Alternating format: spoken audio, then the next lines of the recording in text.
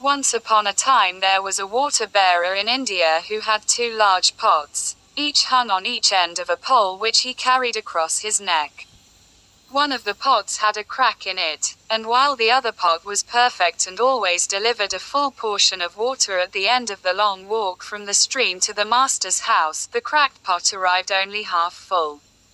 For a full 2 years this went on daily, with the bearer delivering only 1.5 pot full of water in his master's house.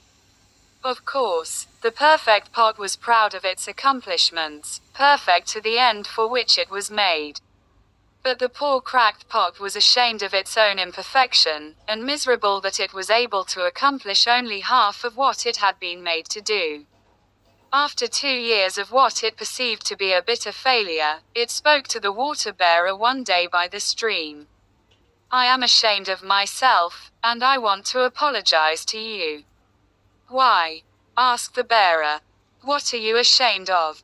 "I have been able, for these past 2 years, to deliver only half my load because this crack in my side causes water to leak out all the way back to your master's house. Because of my flaws, you have to do all of this work and you don't get full value from your efforts," the pot said.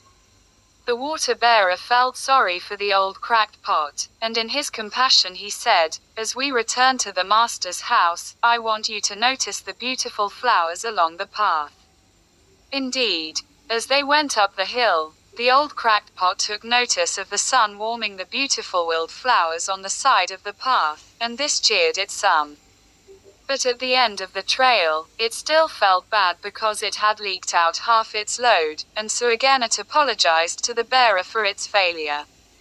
The bearer said to the pot, "Did you notice that there were flowers only on your side of your path, but not on the other pot's side?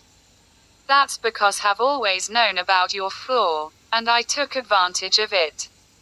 I planted flower seeds on your side of the path, and every day while we walk back from the stream, you've watered them. For 2 years I have been able to pick these beautiful flowers to decorate my master's table. Without you being just the way you are, he would not have this beauty to grace his house. Each of us has our own unique flaw.